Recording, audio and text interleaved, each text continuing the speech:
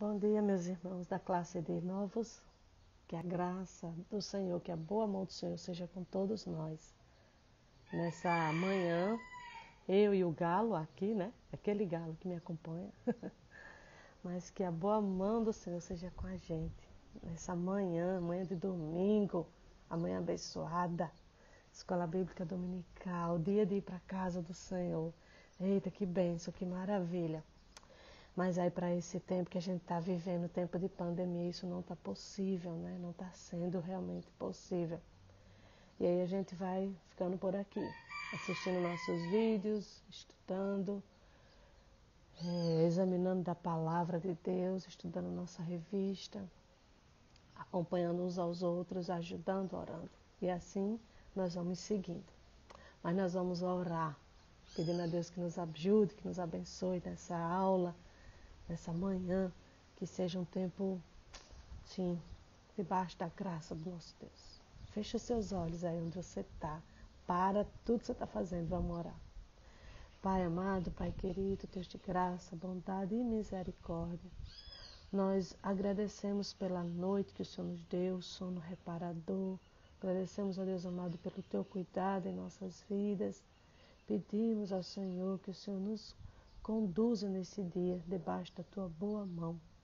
E o que nós vamos estudar agora, Senhor, nos ajuda a entender. Tem misericórdia, Pai, e nos orienta. Nos ajuda a entender da tua palavra.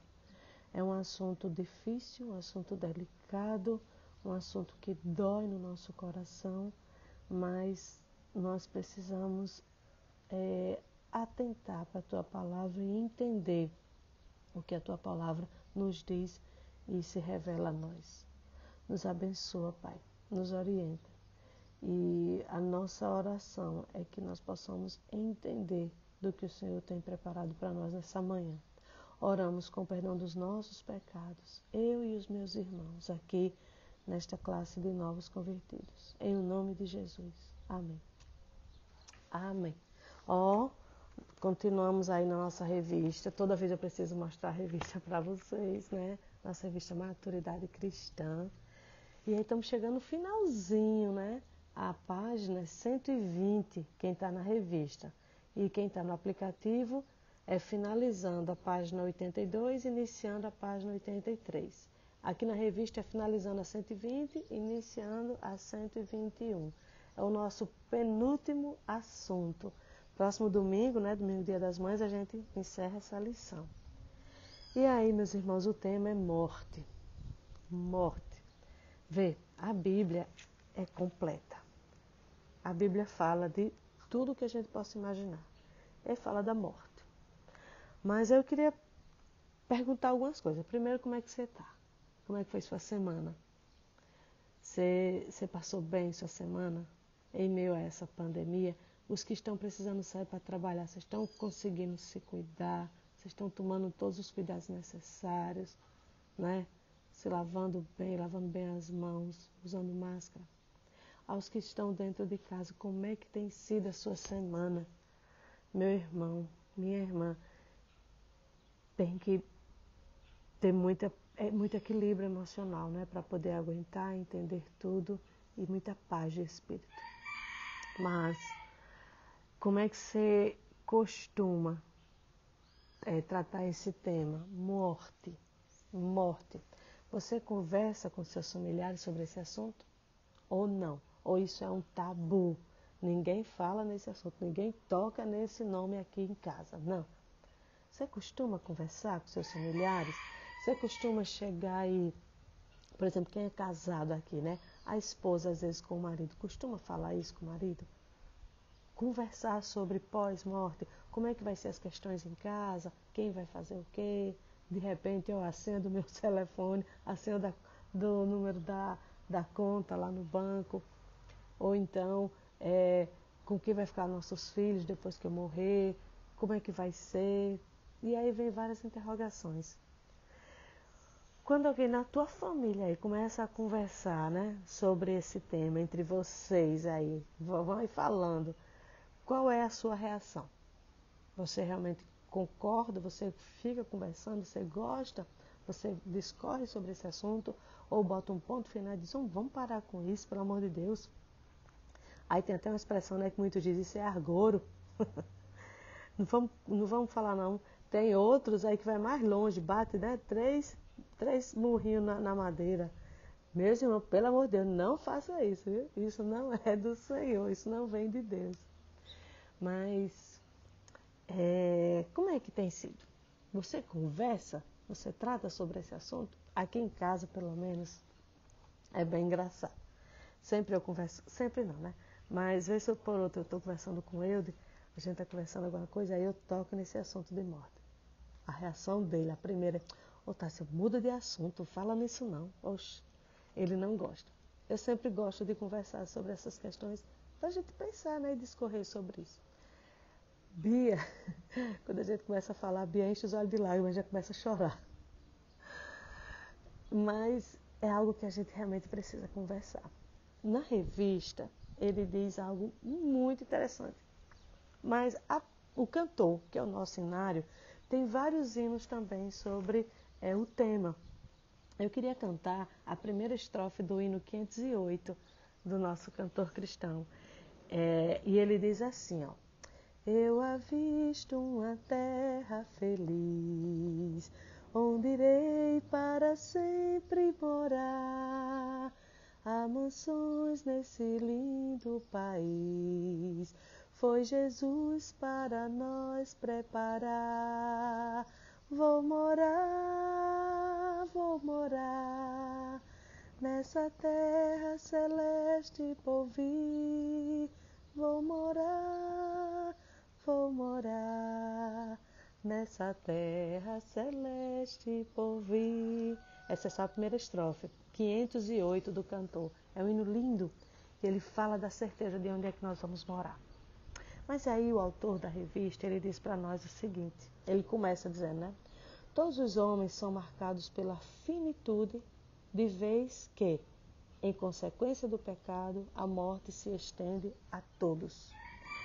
É aí onde a gente precisa começar a entender o que significa a palavra morte para nós.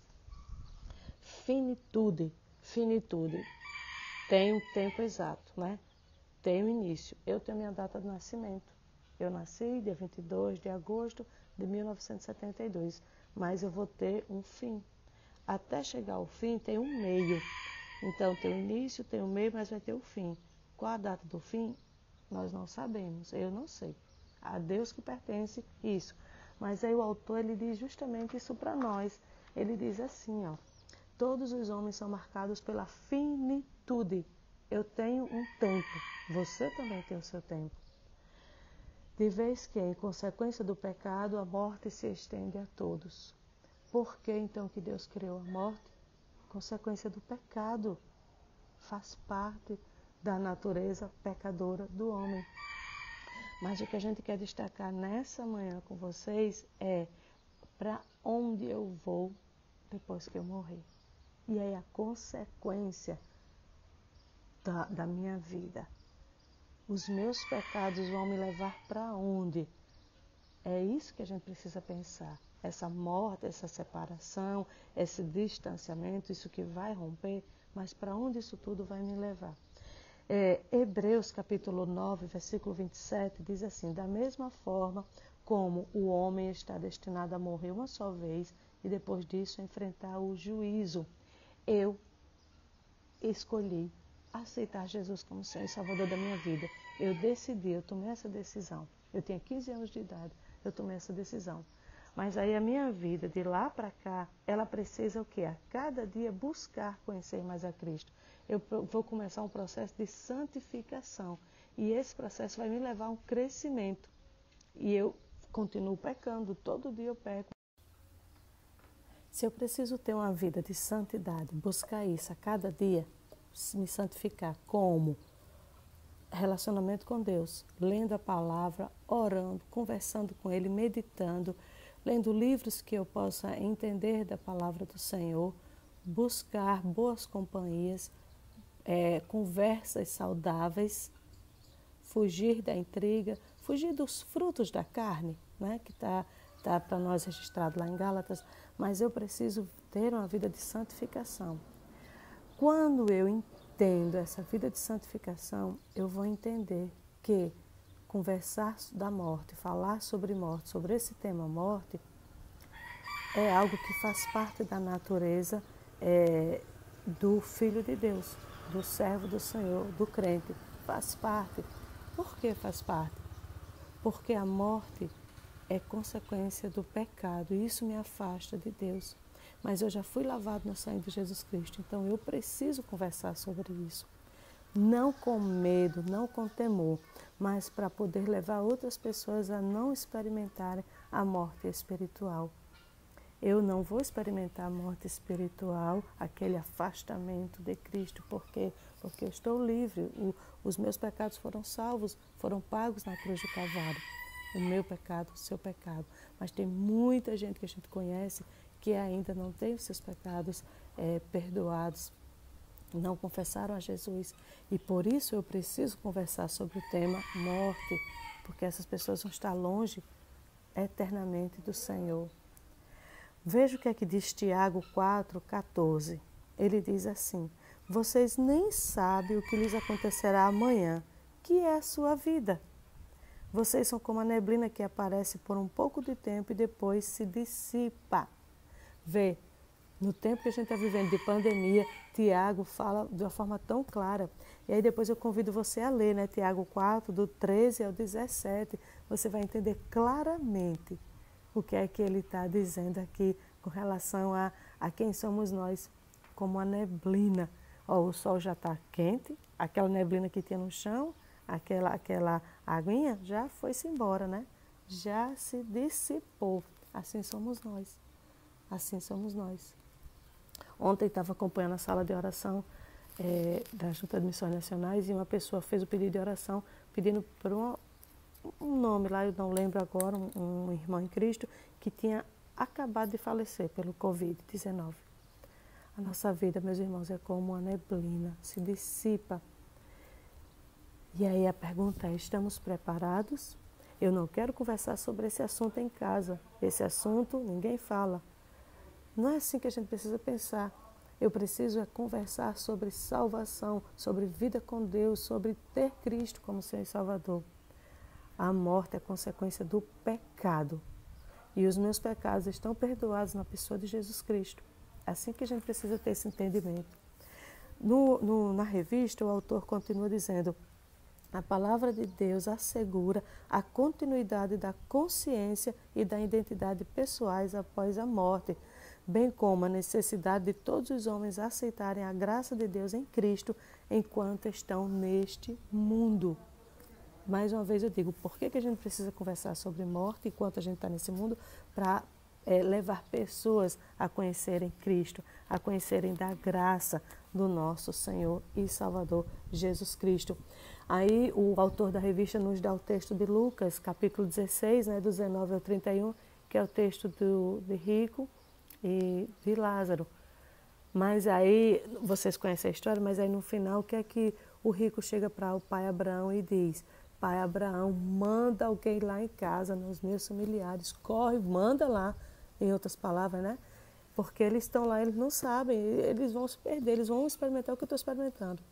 Aí pai Abraão responde o quê? Lá, eles têm os profetas, eles têm Moisés, eles precisam ouvir. Trazendo para nós, para a nossa realidade, quem morre sem Cristo vai experimentar o que o rico experimenta e está registrado no texto. E aí nós estamos aqui, fazendo essa função de Moisés, fazendo essa função dos sacerdotes. Nós precisamos anunciar Jesus, é nossa responsabilidade. Eu tenho essa responsabilidade, você tem essa responsabilidade de anunciar Jesus, Senhor e Salvador de nossa vida, certo? Se a gente não anunciar, se a gente não mostrar, o que vai ser de nós? Nós precisamos tomar a decisão de mostrar Jesus para as pessoas. Tomamos a decisão por Cristo, precisamos tomar a decisão de mostrar Cristo às pessoas. E tente entender comigo, pense, muitas pessoas Nós já passamos do número de 50, não sei se já passamos do número de 60 mortes no estado do Rio Grande do Norte. Passou de 1.000 para perto de 2.000 mortos no Brasil. Quantos desses que já morreram aqui pertinho da gente, aqui em Canguaretama, pertinho, próximo, que ainda não conhecia Cristo? Sabe assim, quando a gente olha e diz assim, o que é que está acontecendo? Não, eu tenho que correr e anunciar Cristo. Não é que a gente vai agora sair feito sem nem o quê, feito um doido, e sair batendo de porta em porta, mostrando, falando de Cristo, você precisa aceitar, você precisa... Não, não é isso não. Nós vamos viver Cristo como Senhor e Salvador de nossas vidas. É o nosso relacionamento com Ele, é o processo de santificação, é o nosso testemunho, as nossas orações. Nós vamos pedir ao Espírito Santo de Deus que nos leve, que nos encaminhe, que nos direcione às pessoas certas, que nos leve para falar do amor dele às pessoas que estão precisando ouvir. Nós vamos testemunhar com a nossa vida. Nós vamos falar de Jesus. Se você analisar bem direitinho o texto de Lucas, capítulo 16, do versículo 19 ao 31, e ver esse diálogo do rico com o pai Abraão, é alguém que nós conhecemos, que não aceitou a Cristo e está sofrendo a consequência do seu pecado, a morte espiritual. Olá, meus irmãos. Bom dia. Espero que vocês estejam aproveitando a aula da EBD de hoje. O tema da aula de hoje é bastante interessante. É sobre morte. Esse assunto gera medo, gera angústia, temor no coração de algumas pessoas. Mas é importante que nós, como cristãos, possamos entender e saber o que a Bíblia fala sobre isso e como nós devemos encarar esse assunto. A irmã Tássia já iniciou, já falou coisas grandiosas, coisas necessárias que devemos aprender e aplicar na nossa vida, e vamos dar continuidade ao que a lição traz para nós e ver na Bíblia referências para que assim a gente possa entender mais sobre esse assunto. Nós já vimos que a vida do homem é finita, essa vida terrena aqui ela é passageira. A Bíblia diz que a vida do homem ela é como um vapor que logo some no ar.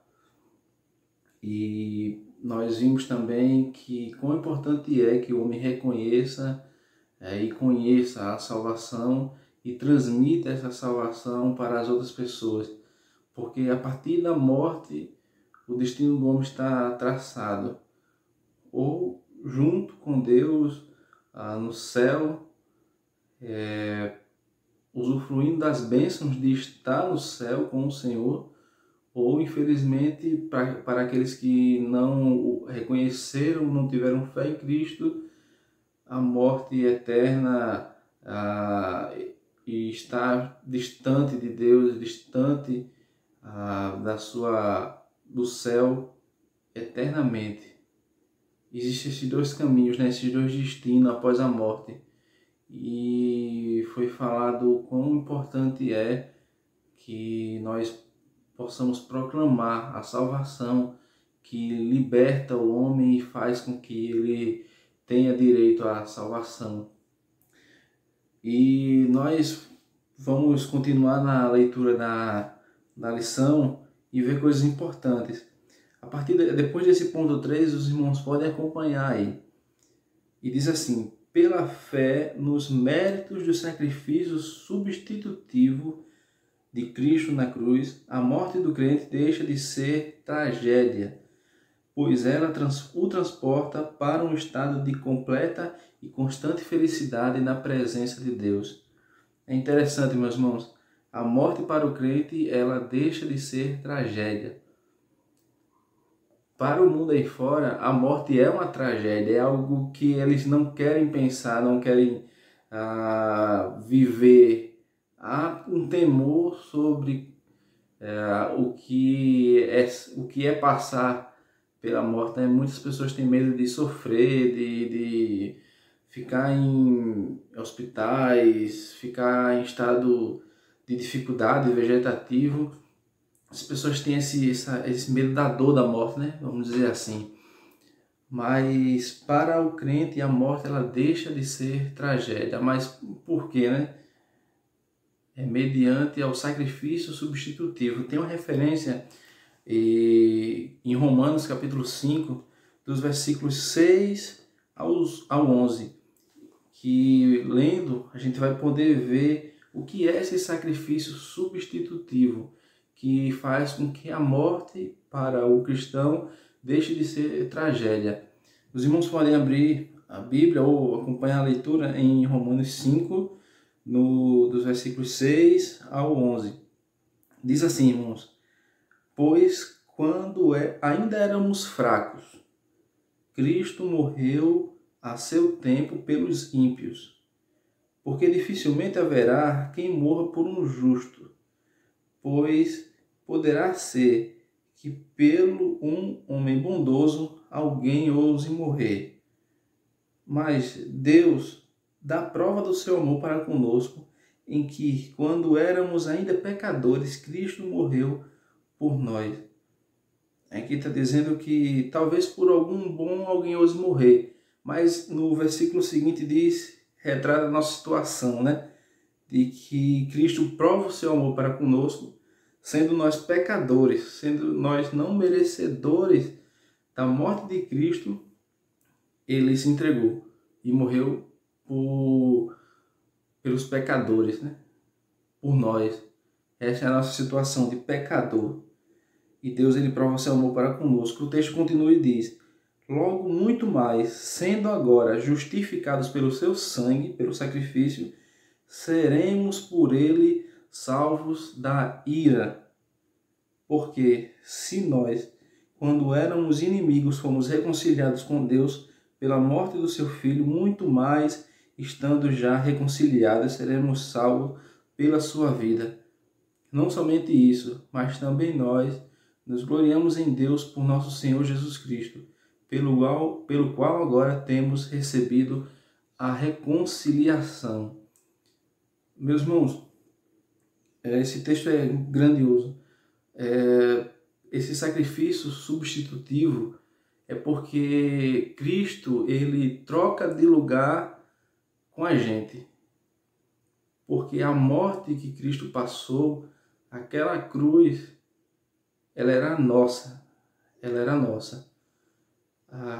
A ira que Deus tinha para despejar no homem não foi no homem, foi no seu próprio Filho. Percebe? Essa substituição, o que houve naquela cruz foi que Cristo levou os nossos pecados. Cristo pagou os nossos pecados, apagou o nosso pecado. E assim, a ira que estava para cair sobre nós, que era a ira de morte eterna, foi caída em Cristo.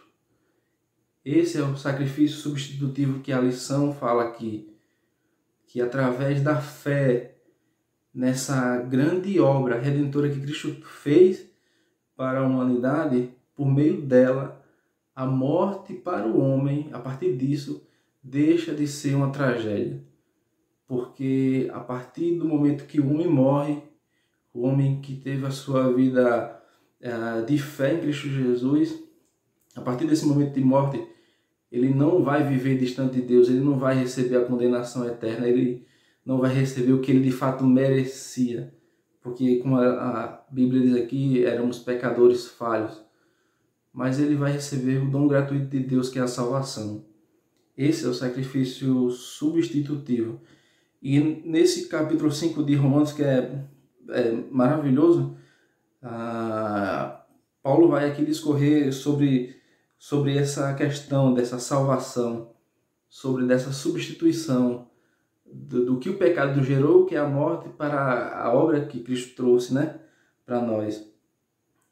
Por exemplo, ele vai citar aqui: porque se pela ofensa de um só a morte veio a reinar por esse, muito mais o que recebem a abundância da graça e o dom da justiça reinarão em vida por um só, Jesus Cristo.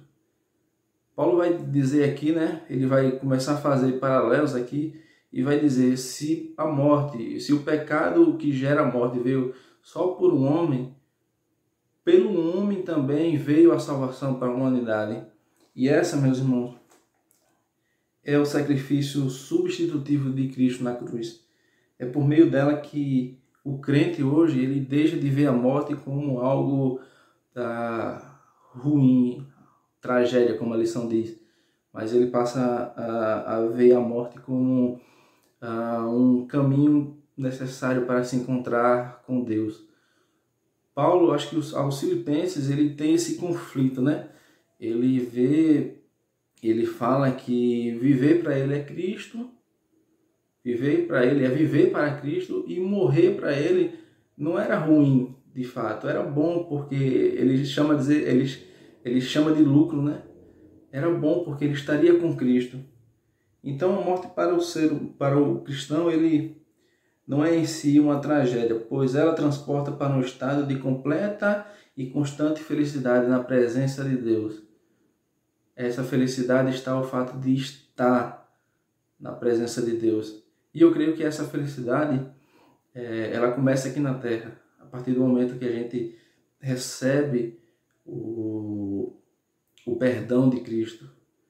E a ira de Deus, que era para cair sobre nós, ela é apaziguada por meio do sacrifício de Cristo.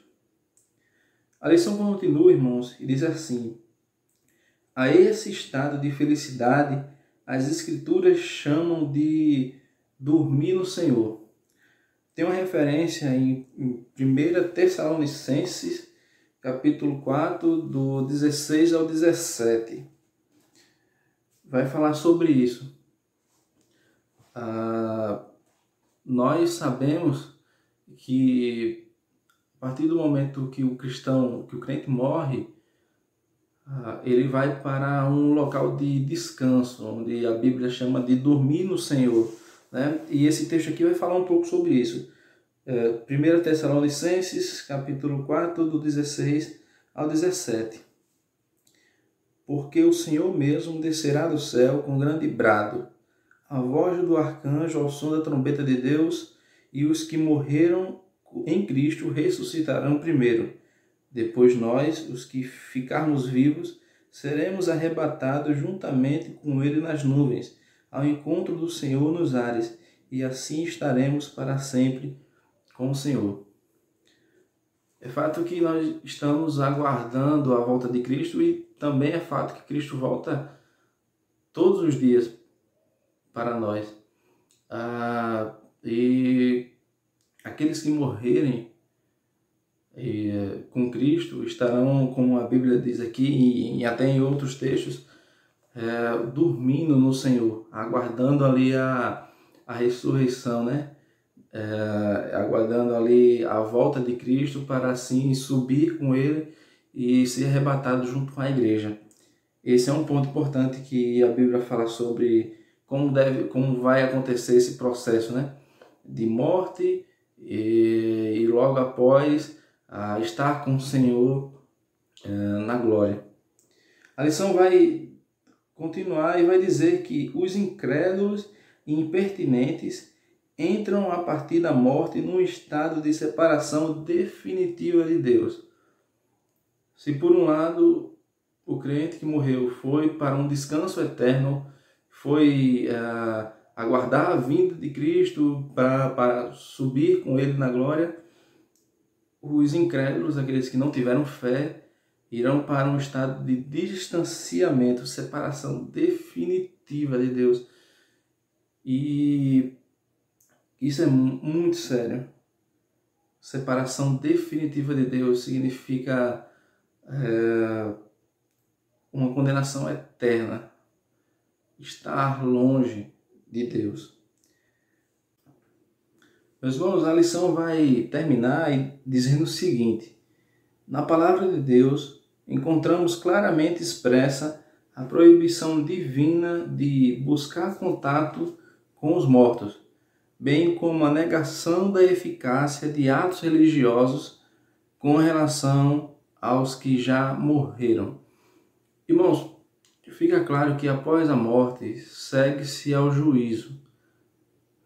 Tudo que o homem poderia fazer para herdar a vida eterna, que no caso é ter fé em Cristo, ele só poderia fazer isso durante sua vida aqui na Terra.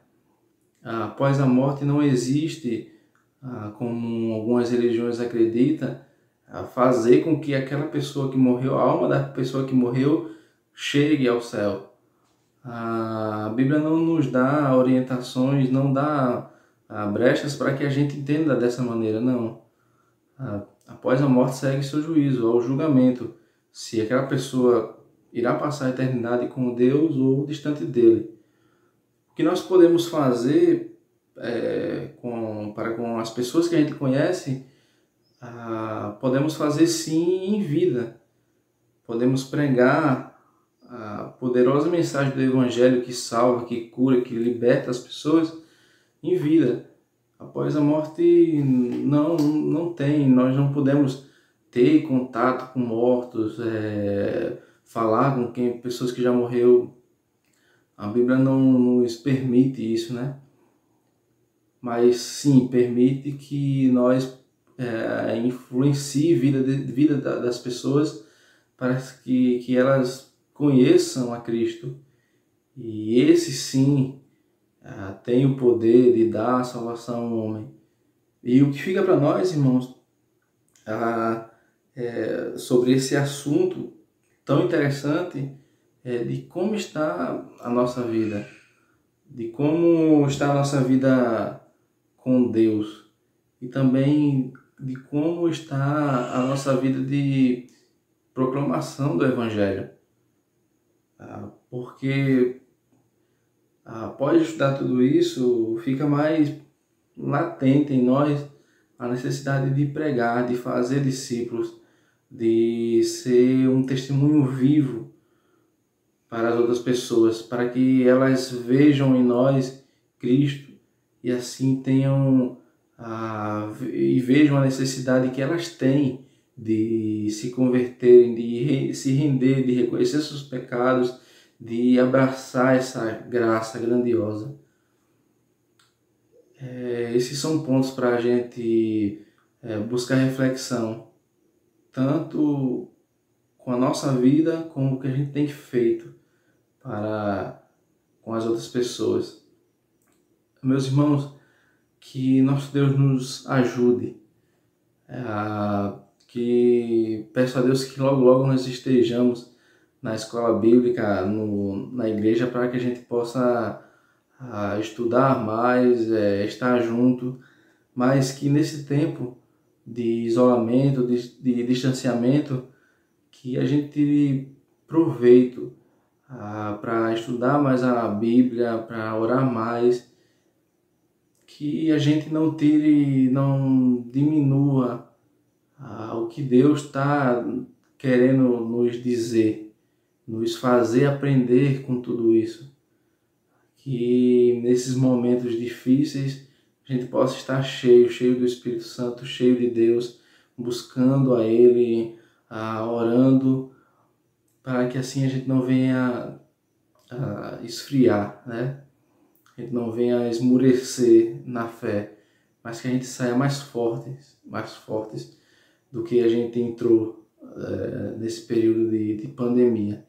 Que Deus tenha misericórdia de nós, tenha misericórdia da sua igreja, tenha misericórdia da nossa cidade, do nosso estado, do Brasil, do mundo. Que nós apresentemos essa situação a Deus em oração, em súplicas. Que Deus tenha misericórdia de nós, meus irmãos. Vamos orar? Vamos fechar nossos olhos e agradecer a Deus. Senhor, nosso Deus, nosso Pai, agradecemos, Senhor, a Ti, porque só o Senhor é digno de toda honra, toda glória, todo louvor, Pai, seja direcionado a Ti, porque só o Senhor é digno.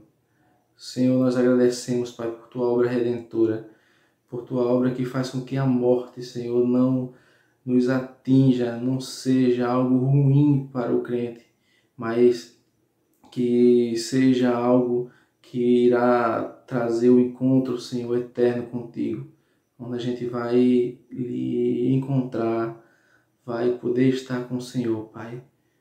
Mas, Senhor, que esse assunto, que esse tema, Senhor, traga a nós também reflexões do que a gente está fazendo, Senhor, pelas vidas que estão indo a passos largos, Senhor, ao inferno, Pai. Há vidas, Senhor, que estão se perdendo no meio do caminho. Senhor, nos acorda, Senhor. O Senhor nos orienta, Pai. Senhor, tem misericórdia das nossas vidas e tem misericórdia dessas vidas, Pai, que estão se perdendo. Senhor, que nós nos avaliemos, Senhor, e que busquemos assim nos apresentar como bons obreiros, Pai, que faz a tua grande comissão, Pai. Por isso te pedimos, Senhor, por graça, por misericórdia, mais uma vez. Senhor, abençoa a nossa sala, abençoa cada um dos alunos, Senhor. Que o Senhor abençoe sua igreja, que o Senhor abençoe o seu povo em toda a face da terra, Pai. É isso que a gente te pede e te agradece, confiando em Ti, confiando, Senhor, e confiando, Senhor, no sacrifício de Cristo, que é por Ele que nós oramos. Em nome de Jesus. Amém.